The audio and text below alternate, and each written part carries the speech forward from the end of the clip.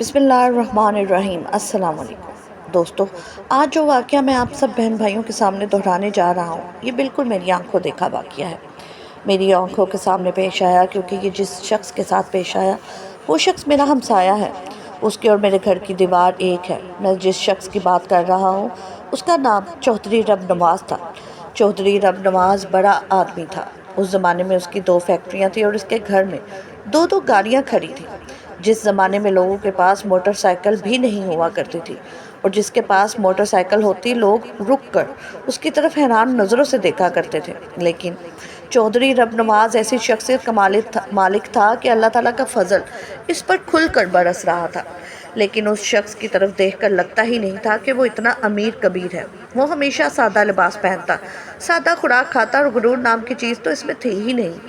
اپنے محلے کی مسجد میں نماز پڑھتا، جو شخص اس کو بلاتا اس کے ساتھ ہنس کر، چہرے پر مسکراہٹ سجا کر ملتا۔ بڑا ہی خوش اخلاق، ملن نثار اور بردبار قسم کا آدمی تھا۔ اپنے محلے میں تو اسے لوگ بہت پسند کرتے تھے، بہت محبت کرتے تھے اس کے ساتھ، کیونکہ وہ ہر انسان کی بات سنتا، جو کوئی بھی اس کے پاس اپنی پریشانی لے کر جاتا، جہاں تک ممکن ہوتا چودھری رب نواز اس کی مدد کرتا۔ لوگ چودھری رب نواز سے بڑا خوش تھے، مگر چودھری رب نواز کی زندگی میں ایک کمی تھی۔ اس کی شادی کو 15 سال گزر چکے تھے، مگر ابھی تک وہ اولاد کی نعمت سے محروم تھا۔ لیکن چودھری رب نواز نے اسے قسمت کا لکھا سمجھ کر قبول کر لیا تھا۔ وہ اکثر کہا کرتا تھا، اگر میری قسمت میں اولاد ہوتی تو خدا مجھے ضرور نواز دیتا۔ اس کا مطلب ہے کہ اللہ تعالیٰ مجھے اس حال میں رکھنا چاہتا ہے بنا اولاد کے، تو پھر میں شکوہ کیوں کروں؟ اللہ مجھے جس حال میں رکھے گا میں خوش رہوں گا۔ میں اپنے رب کی رضا میں راضی ہوں۔ لیکن اس کی بیوی ٹک کر بیٹھنے والی نہیں تھی۔ وہ ہمیشہ اسی چکر میں رہتی، کبھی ڈاکٹروں کے پاس، کبھی پیروں فقیروں کے پاس، تو کبھی حکیموں کے پاس۔ انہی چکروں کی وجہ سے وہ عورت بیمار پڑ چکی تھی۔ نیم حکیم کی دوائیاں کھا کھا کر اس کے گردے جواب دے چکے تھے، اور اب آئے روز اس کے گردے واش ہوتے تھے۔ یہ تو چودھری رب نواز امیر آدمی تھا، ہفتے میں ایک بار اپنی بیوی کے گردے واش کروا لیا کرتا تھا۔ اگر کوئی غریب آدمی ہوتا تو اب تک اس کی بیوی اللہ کو پیاری ہو چکی ہوتی، کیونکہ اتنا مہنگا علاج کروانا تو کسی کے بس کی بات نہیں تھی۔ لیکن بہرحال موت کا ایک دن متعین ہے۔ چودھری رب نواز نے اپنی اس بیوی کے ساتھ شادی شدہ زندگی کے 20 سال گزارے، مگر بے اولادی میں ہی گزارے، اور آخرکار 20 سال بعد وہ عورت اللہ تعالیٰ کو پیاری ہوگی۔ اب چودھری رب نواز اپنے محل نما گھر میں اکیلے تھے۔ نوکروں کی فوج موجود تھی، گھر میں ڈرائیور تھے، مالی تھے، کھانا پکانے والے نوکر تھے، لیکن ساتھ کوئی نہیں تھا۔ اکیلے رہتے تھے، صبح کام کو نکلتے، شام کو واپس آتے۔ انہی دنوں ہمارے محلے میں ایک عورت نے مکان کرائے پر لیا۔ بقول اس عورت کی وہ بیوہ تھی، اور اس کے ساتھ ایک بڑی ماں تھی۔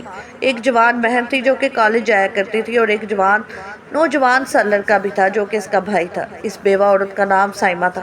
سائمہ نے آتے ہی اپنے گھر کے ایک ہی کمرے میں پارلر کھول لیا تھا، اور اسی پارلر سے وہ اپنے گھر کا گزر بسر کرتی تھی، گھر کا خرچ پانی چلا رہی تھی۔ زیادہ تر اپنے گھر کے کام سائمہ خود ہی سر انجام دیا کرتی تھی، اس لیے اکثر اسے گلی محلے میں آتے جاتے ہوئے ہم دیکھا کرتے تھے، اور میں نے بھی آتے جاتے ہوئے اسی طرح اس پر ایک نظر ڈالی تو معلوم پڑا کہ وہ بہت خوبصورت عورت ہے۔ مگر وقت کے ساتھ اس عورت سائمہ کے بارے میں عجیب سے انکشافات ہونے لگے۔ پارلر کے نام پر آئے دن اس کے گھر میں طرح طرح کی عورتیں آتی اور طرح طرح کے مرد بھی آتے تھے، جو کہ بظاہر تو یہ کہا جاتا تھا کہ پارلر میں آنے والی عورتوں کے ساتھ ہیں، مگر یہ عجیب اور مشکوک سی سرگرمیاں تھیں، اور دھیرے دھیرے واقعی سائمہ ہر ایک کی نظر میں مشکوک عورت بن گئی۔ شروع میں جب وہ آئی تھی، لوگوں نے آگے بڑھ کر اس کے ساتھ روابط قائم کرنے کی کوشش کی، جس طرح عام محلے داروں کے آپس میں رابطے ہوتے ہیں، ایک دوسرے سے سلام دعا ہوتی ہے۔ لیکن پھر جیسے جیسے سائمہ کے بارے میں عجیب و غریب خبریں باہر نکلنے لگی تو لوگوں نے اس سے کنارہ کشی اختیار کر لی۔ لوگ آہستہ آہستہ اس سے دور ہونے لگے۔ دوسری طرف چودھری رب نواز کی بیوی کے انتقال کو تقریباً 2 سال ہونے والے تھے۔ چودھری صاحب ابھی اتنے بوڑھے آدمی نہیں تھے۔ اس وقت ان کی عمر تقریباً 50 برس ہوگی، لہٰذا انہوں نے محلے کے 1-2 آدمیوں کے پاس اس خواہش کا اظہار کیا کہ وہ شادی کرنا چاہتے ہیں۔ سچ کہوں تو ہمیں یہ سن کر خوشی ہوئی۔ ہم نے اپنے طور پر چودھری صاحب کے لیے رشتہ دیکھنے کی مہم کا آغاز بھی کیا، مگر اس بات کو بھی تقریباً 10 سے 15 دن ہی گزرے تھے کہ اچانک چودھری صاحب نے ایک دن رات کے وقت جب ہم عشاء کی نماز پڑھ کر فارغ ہوئے تو انہوں نے ہمارے سر پر ایک دھماکہ کیا۔ عشاء کی نماز پڑھ کر مسجد سے نکلے تو چودھری صاحب نے ہم سے کہا کہ آؤ کچھ دیر چہل قدمی کرتے ہیں۔ میں بھی ان کے ساتھ ہو لیا۔ 2-3 اور آدمی بھی تھے جن کے سامنے چودھری صاحب نے شادی کا ذکر کیا تھا۔ ہم سب چودھری صاحب کے ساتھ چہل قدمی کے لیے نکل گئے تھے۔ یوں ہی باتیں کرتے کرتے ہم کافی دور نکل آئے تھے، اور پھر باتوں کا رخ اچانک چودھری صاحب کی شادی کی طرف ہو گیا۔ ہم نے بھی انہیں مسکراتے ہوئے بتایا کہ فکر نہ کریں، جلد ہم آپ کے لیے اچھا رشتہ تلاش کر لیں گے۔ تبھی چودھری صاحب کے چہرے پر مسکراہٹ پھیلی اور اچانک وہ کہنے لگے، مجھے لگتا ہے تم لوگ کو رشتہ تلاش کرنے کی ضرورت نہیں ہے اب۔ ہم سب نے خوشگوار حیرت سے ان کی طرف دیکھا اور انہیں چھیڑتے ہوئے کہا، خیر تو ہے چودھری صاحب، کیا آپ نے خود ہی کوئی رشتہ تلاش کر لیا ہے؟ ہماری بات پر وہ کھلکھلا کر ہنسے اور پھر چہرے پر شرماہٹ سے طاری ہوگی، پھر مدھم سی آواز میں بتانے لگے، وہ ایک عورت کے توسط سے سائمہ نے رشتہ بھیجا ہے۔ یہ بات سن کر ہم سب ہکا بکا رہ گئے۔ ہم نے حیرت سے چودھری صاحب کی طرف دیکھا، مگر چودھری صاحب اپنی ہی دھن میں آگے کی بات بتا رہے تھے۔ کہنے لگے، نہ جانے سائمہ تک کیسے یہ بات پہنچ گئی کہ میں شادی کرنا چاہتا ہوں۔ اس نے پیغام بھیجا ہے کہ وہ بیوہ ہے اور وہ بھی شادی کرنا چاہتی ہے۔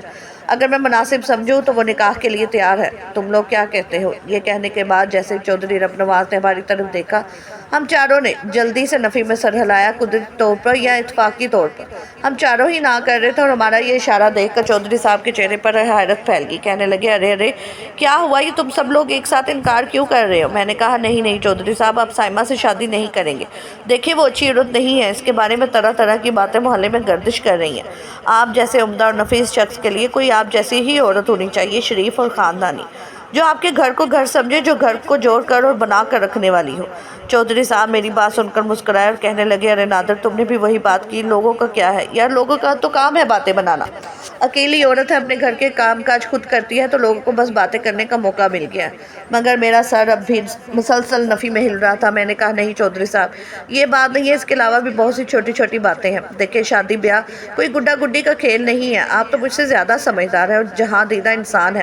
دنیا دیکھ رکھی ہے آپ نے۔ اللہ تعالیٰ کا ارشاد ہے کہ نیک بیوی دنیا کی نعمتوں میں سے ایک ہے، تو بس اس لیے بیوی کا چناؤ کرتے وقت بہت دیکھ بھال کر قدم اٹھانا چاہیے۔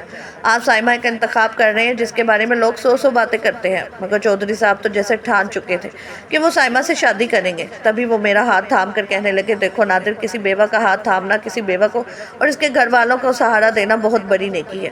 دیکھو، کنواری عورت کی شادی تو ہو ہی جائے گی، لیکن بیوہ اور طلاق یافتہ کا سہارا بننا نیکی اور سنت ہے، اور میں یہ نیکی کرنا چاہتا ہوں۔ تم گھبراؤ مت، پریشان مت ہو، سائمہ ایسی عورت نہیں ہے، بس لوگوں کی زبان اس کے بارے میں ذرا کھل چکی ہے۔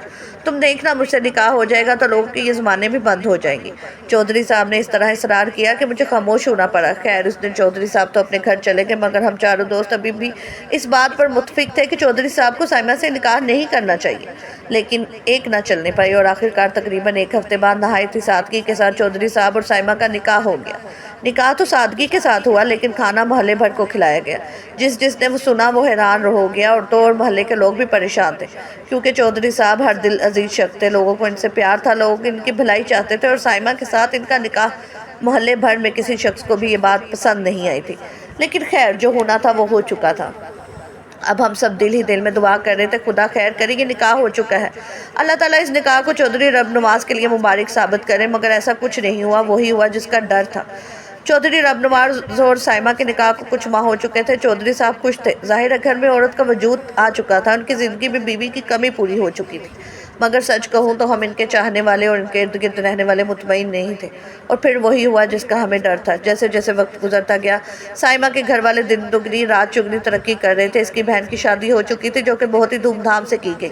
اس کے بھائی نے ایک فیکٹری کی بنیاد رکھ دی تھی اور اس پر بھی دن رات تیزی سے کام جاری تھا۔ خود تو سائمہ ظاہر ہے اب چودھری رب نواز کی بیوی تھی، وہ ان کے محل نما گھر میں منتقل ہو چکی تھی، مگر اس کے خاندان والے اب بھی کرائے کے گھر سے ایک اپنے ذاتی مکان میں شفٹ ہو چکے تھے، اور یہ مکان بھی ایسا تھا کہ دیکھنے والے دانتوں تلے انگلیاں دبا لیتے۔ دن بدن سائمہ اور اس کے گھر والے ترقی کر رہے تھے، اور ہمیں خدشہ یہ تھا کہ سائمہ اور اس کے گھر والے چودھری رب نواز کو کھا رہے ہیں، وہ چودھری رب نواز صاحب کو کھوکھلا کر رہے ہیں۔ مگر حیرت کی بات یہ تھی کہ خود چودھری رب نواز کو اس بات کی کوئی فکر نہیں تھی۔ اگر ہم میں سے کوئی ان کے سامنے اس بات کا خدشہ ظاہر کرتا، ان کے سامنے حقیقت رکھنے کی کوشش کرتا، تو وہ ہمیشہ مسکرا کر ٹال دیا کرتے تھے، یہی کہتے ہیں کہ ہاں، میں نے خود احساس کیا سائمہ کے گھر والوں کا، میں جانتا ہوں کہ وہ بن رہے ہیں، وہ دن بدن ترقی کر رہے ہیں، مگر دیکھو، وہ میری بیوی کے گھر والے ہیں۔ اگر میں اپنی بیوی کو خوش کرنے کے لیے اس کے گھر والوں کا ساتھ دے رہا ہوں تو اس میں برائی کیا ہے؟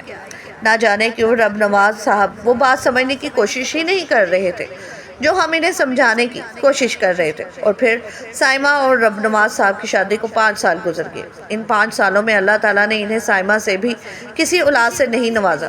مگر اب کی بار اس شادی میں مجھے شبہ تھا کہ نہ جانے اب یہ اولاد کی کمی خدا کی طرف سے تھی یا خود سائمہ ہی بچہ پیدا نہیں کرنا چاہ رہی تھی۔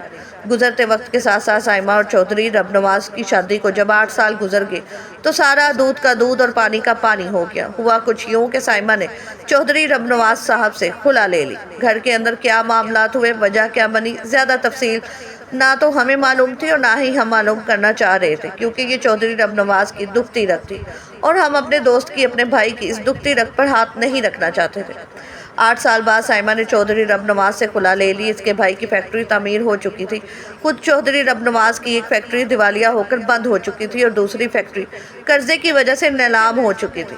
خود جس گھر میں، جس بنگلے میں رب نواز صاحب رہائش پذیر تھے، وہ بنگلہ بھی سائمہ نے اپنے نام منتقل کروا لیا تھا۔ خلا لینے کے بعد سائمہ اور اس کا خاندان وہ تمام جائیداد جو انہوں نے چودھری رب نواز صاحب سے سمیٹی تھی، اسے بیچ بانٹ کر سب کچھ سمیٹ کر نہ جانے کہاں کو نکل گئے۔ اور ہمارا یہ دوست چودھری رب نواز آج اسی محلے میں ایک کرائے کے مکان میں رہتا ہے اور اپنے دوست کو اس حالت میں دیکھ کر ہمیں نہایت تکلیف ہوتی ہے۔ ہمیں وہ دن اور وہ وقت یاد آ جاتا ہے جب ہم اپنے دوست کو جھنجھوڑا کرتے تھے، بتایا کرتے تھے، اس کی آنکھوں پر ہمدردی اور محبت کی بندھی ہوئی یہ پٹی اتارنے کی کوشش کیا کرتے تھے۔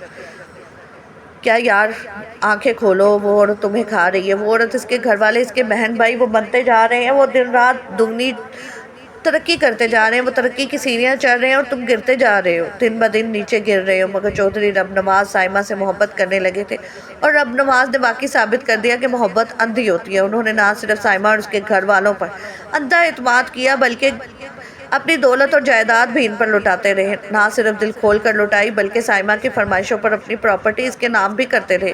خود اپنی آخری عمر میں دربدر ہو گئے، مگر یہ اللہ کا بندہ ایسی فطرت لے کر پیدا ہوا تھا کہ اب بھی اس کے ماتھے پر نہ تو کبھی شکنائی تھی اور نہ اس نے سائمہ سے کبھی کوئی گلہ شکوہ کیا، نہ اس نے ہمارے سامنے کبھی اپنی اس بیوی کی برائی کی تھی۔ وہ ہمیشہ یہی کہا کرتے تھے کہ سائمہ بہت اچھی عورت تھی۔ میرا اس کے ساتھ جتنا وقت گزرا بہت اچھا گزرا، وہ میری زندگی سے جا چکی ہے، وہ میرے لیے اور میں اس کے لیے نامحروم ہوں۔ اب مجھے اس کی ذات میں خامیاں نکالنے کا کوئی حق نہیں۔ حالان کا خود یہ شخص اب خالی ہاتھ رہ گیا تھا، مگر پھر بھی اسے کوئی گلہ، کوئی شکوہ نہیں تھا۔ رب نواز صاحب اب کرائے کے ایک مکان میں رہتے تھے، لیکن انہوں نے جو وقت اس محلے میں گزارا تھا اور جس خوش اسلوبی کے ساتھ اور خوش اخلاقی سے ساتھ وہ لوگوں سے ملا جلا کرتے تھے، اس اخلاق نے لوگوں کے دلوں پر ایسی مثبت مہر ثبت کی ہوئی تھی کہ وہ جس مکان میں چودھری صاحب کرایہ دار کے طور پر رہائش پذیر تھے، وہ چودھری صاحب سے کرایہ لینے کے لیے تیار ہی نہیں تھے اور اکثر 2-2 4-4 5-5 ماہ وہ پلٹ کر آتا ہی نہیں تھا۔ اور یہی حال باقی محلے والوں کا تھا۔ اکثر اوقات محلے کا کوئی نہ کوئی شخص رات کو نماز کے بعد انہیں اپنے ساتھ لے جاتا اور انہیں اپنے دسترخوان پر اپنے ساتھ کھانا کھلاتا تھا، مگر پھر بھی اس سے کوئی گلہ شکوہ نہیں تھا۔ رب نواز گھر سے رب نواز صاحب کے لیے کچھ نہ کچھ کھانے کو ضرور جایا کرتا تھا۔ ایسا نہیں تھا کہ رب نواز صاحب بالکل ہی محتاج ہو چکے تھے، مگر بس محلے داروں کی یہ محبت کا ایک انداز تھا۔ اپنی طرف سے ہم سبھی چودھری رب نواز کا ساتھ دینے کی کوشش کر رہے تھے۔ مجھے یقین تھا کہ اپنی اس کوشش میں بڑی حد تک کامیاب بھی ہو رہے ہیں۔ ناظرین، مزید اس طرح کی سبق آموز کہانیاں اور سچے واقعات سننے کے لیے ہماری ویڈیو کو لائک کریں، شیئر کریں، چینل کو سبسکرائب کرنا مت بھولیے گا۔ شکریہ، اللہ حافظ۔